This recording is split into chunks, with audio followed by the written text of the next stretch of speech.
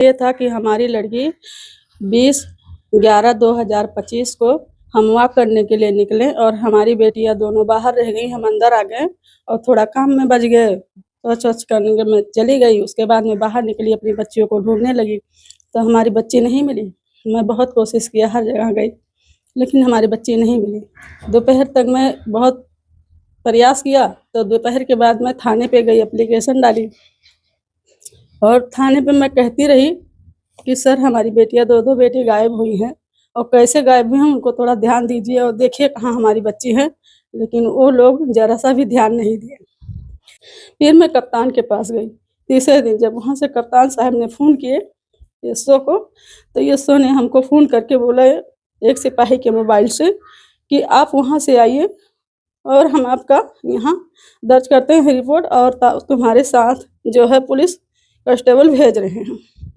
तो मैं जब वहाँ से आई तो मैं बोला कि मेरा यही गाड़ी है, मैं जो आई हूँ जिससे ये 25,000 रुपये तय हैं और इसी पर बैठकर चलिए। तो इन्होंने बोला कि नहीं, मैं इस पे नहीं जाएंगे, आप अल्टिका कार बुक करिए तब हम चलेंगे। तो 10 बजे रात को हम अल्टिका कार बुक किए 15 रुपया किलोमीटर के हिसाब से, जिसमें ये सब बैठे उस गाड़ी में और यहाँ से बम्बई का रवाना हुए। बोले अरविंद मौर्य, आदित्य यादव और नीलम यादव सिपाही, 3 लोग गाड़ी में बैठे और यहाँ से 10 बजे गाड़ी निकली। बम्बई को जो रवाना हुए तो अपना जहाँ गए वो कमरा लेते इधर से और गुजरात पहुँचे। बोले आपकी बच्ची गुजरात में है। हमने कहा चलो। गुजरात लोकेशन टेस्ट करके जहाँ हमारी बच्ची, वहाँ जा कर के इन्होंने पहुँचा और हमारी बेटी को राहुल भुरिया के साथ पकड़े और उस लड़के के साथ हमारी लड़की को लेकर फिर बम्बई को निकले। बोले बम्बई चलो, अब पहले सूरत चलो, मुझे कपड़ा खरीदाओ, आपकी लड़की मिल गई है।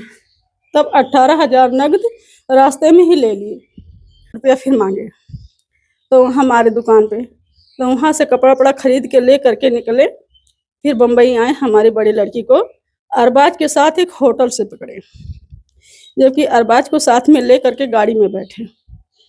फिर गाड़ी से आए, बोले अब कमरा ले लो। चलो ठीक है। तो कहीं कमरा लेने से पहले ताज होटल देख लेते हैं, गेट ऑफ इंडिया देख लेते हैं। तब वो सब देख करके इन्होंने कमरा लिया, जहां हमने 2600 रुपया मारा। जब वहाँ सब बच्चियां नहाने गईं और नहाने के बाद और आदित्य यादव मुलजिम को ले करके नाश्ता करने चले गए और नाश्ता करने के बाद इन्होंने आए, तब तक कि अरविंद मौर्य हमारे साथ छेड़छाड़ के और हमारे साथ ज़बरदस्ती करने की कोशिश की। तब हमने जब वहाँ चिल्लगोहर मचाई तो हमारी बड़ी लड़की सुनी आवाज़, तब कमरे के पास आई। बोली हमारी बेटे की क्या कर रहे हो, क्या कर रहे हो? तो कहे कुछ नहीं, आप अंदर मत आइए, चलिए बाहर निकलिए। और वहाँ से फिर अरबाज वहीं से चला गया। पुलिस वालों ने छोड़ दिया? हाँ, पुलिस वालों ने छोड़ दिया। फिर अरविंद मौर्य छोड़ दिए और वो चला गया। वहाँ से गाड़ी ले करके आए, फिर पहुँचे डुमरियागंज। डुमरियागंज में सब बातें चीतें क्या हुआ उस लड़के के बाप से मुझे नहीं पता।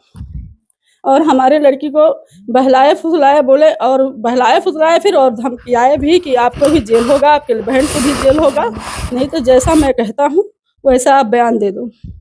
उस समय मेरा भाई मुंबई से आया था, नेपाल में था, और मेरे भाई को गुमराह किया गया कि अपने भांजी को एक इंसान ऐसे बचा लिया था और तुम नहीं बचा सकते हो। मेरा भाई कुछ समझ नहीं पाया, उसने साइन बना दिया तो भाई के साथ में ज़बरदस्ती मेरे से भी साइन बनवाया और मेरे लड़की को न्यायालय भेज दिया गया। फिर मुझे लड़की से मिलने नहीं दिए, लड़की से न्यायालय में बयान दिलवा दिया गया कि मैं मामा के घर हूँ, जबकि मेरी लड़की जहाँ गई थी वो सच बोलना चाहती थी, लेकिन दरोगा के दबाव में कुछ नहीं बोल पाई और उन्होंने मुझे धमकाया और डरवाया। बोला कि अगर आप ज़्यादा कुछ बोलोगे तो हमें ही जेल भेजेंगे और नहीं तो जैसा मैं कहता हूँ वैसा मान जाओ। मैं रास्ते भर में थाने कोर्ट कचहरी में दौड़ती रही, लेकिन मेरी जरा सा सुनवाई नहीं हुआ। और मैं चाहती हूँ कि मेरा जो है कार्रवाई किया जाए और मुझे न्याय मिले, मेरे बच्चियों को न्याय मिले, नहीं तो मेरी बच्चियां भी मर जाएंगी और हम भी मर जाएंगे। नहीं जीना चाहते हैं और शासन मुझे बहुत पीड़ित किया जाता है, इसीलिए मैं मर जाएंगे। इसके जिम्मेदार आदित्य मौर्य और अरविंद मौर्य, आदित्य यादव और नीलम सिपाही होंगे और पूरे थाने के होंगे।